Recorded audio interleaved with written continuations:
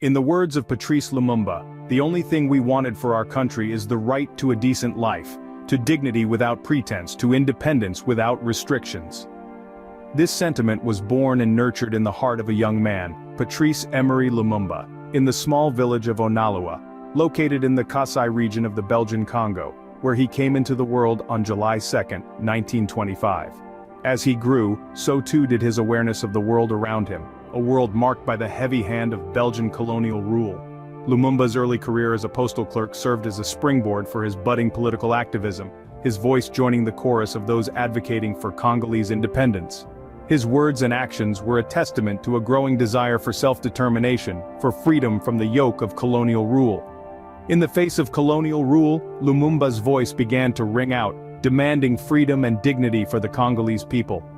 Lumumba's charisma and dedication propelled him to the forefront of a burgeoning independence movement. This was an era of change when the winds of freedom and self-determination were sweeping through Africa, and in the heart of the continent, the Democratic Republic of the Congo was no exception. Patrice Lumumba, a former postal clerk turned political activist, found himself at the heart of this transformative period. He had a vision of a Congo free from the shackles of Belgian colonial rule, a vision of a united nation standing strong on its own feet. It was this vision that led him to co-found the Mouvement National Congolais, or MNC, in the late 1950s. The MNC was more than just a political party. It was a beacon of hope for the Congolese people, a rallying point for those who dreamed of independence. And Lumumba, with his electrifying charisma and unwavering commitment to the cause, was the party's driving force. He emerged as a charismatic and influential leader, a voice that echoed the aspirations of the Congolese people. His speeches were powerful, filled with fervor and passion, touching on the themes of self-determination and national unity. Lumumba's influence was not confined to the political arena. He was a champion of the people, a leader who believed in the power of unity and the strength of a nation united in purpose. His advocacy for Congolese independence resonated with the masses, inspiring them to join the fight for freedom. His rise to prominence was not without challenges. There were obstacles and adversaries, both external and internal, but Lumumba's resolve remained unshaken. His belief in the cause of independence was unyielding. He stood tall, undeterred by the challenges, his eyes firmly set on the goal of a free and united Congo. From the heart of the Congo, Lumumba's message of unity and independence began to resonate far and wide. His voice echoed beyond the borders of his homeland, inspiring others in their own struggles for freedom. It was a voice that would not be silenced, a voice that continues to reverberate throughout the annals of history. With the dawn of Congolese independence, Lumumba took his place as the first Prime Minister of the Democratic Republic of the Congo. A moment of triumph, yet the beginning of a journey fraught with trials and tribulations.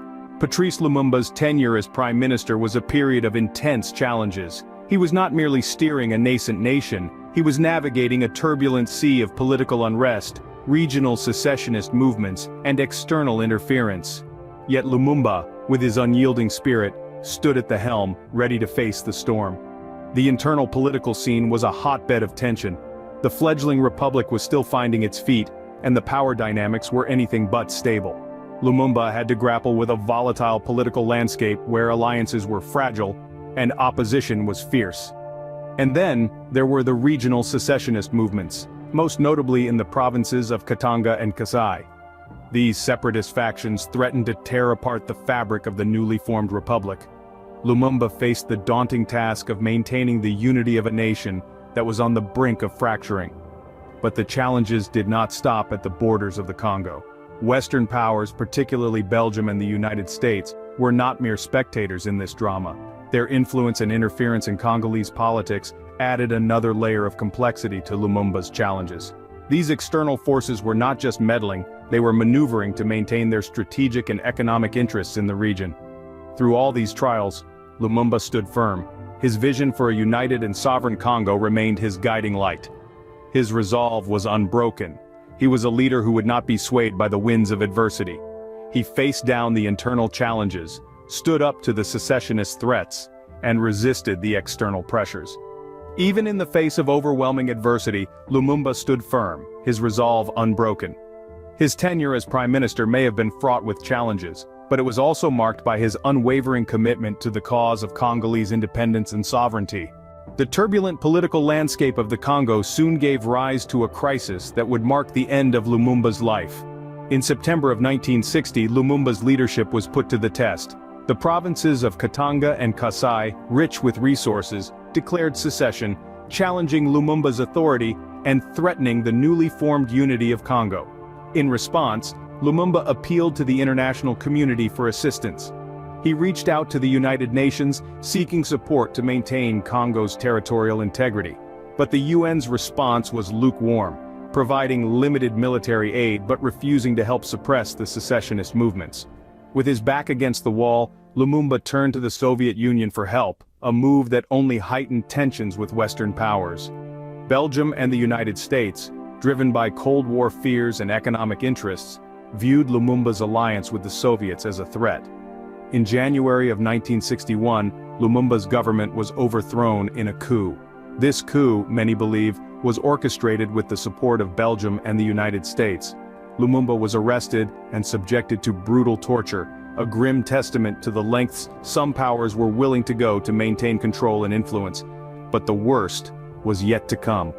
On January 17, 1961, Lumumba was executed in Katanga, under circumstances that remained shrouded in mystery and controversy. The details of his death were kept secret for weeks, but when they finally emerged, they sent shockwaves around the world. Lumumba's death marked a tragic turn in the Congolese struggle for independence. His vision of a united Congo was left unrealized, his dreams of self-determination for his people cut short. But Lumumba's story did not end with his assassination. No, it was far from over. In the face of treachery and betrayal, Lumumba's light was extinguished, but his legacy was far from over. His courage in the face of adversity, his unwavering commitment to Congolese independence, and his martyrdom in the cause of self-determination left an indelible mark on the history of Congo and of Africa as a whole. Lumumba's death sent shockwaves around the world, igniting a fire of anti-colonial and anti-imperialist sentiments. Patrice Emery Lumumba, though his life was tragically cut short, left behind a legacy that reverberates through the annals of African history. His unyielding resolve and fervor in the face of overwhelming opposition became a beacon of resistance, a symbol that continues to inspire African independence movements to this day. Lumumba's story, his struggles and ultimate sacrifice, became a rallying cry against the forces of colonialism and imperialism. In death, Lumumba transcended the realm of the mortal, becoming an enduring symbol of resistance against Western neocolonialism. His message of unity, self-determination, and national sovereignty continues to resonate, echoing through the halls of power and the streets of protest. He remains a potent reminder of the price of freedom and the relentless struggle against the chains of oppression. Lumumba's influence extended far beyond the borders of the Democratic Republic of Congo.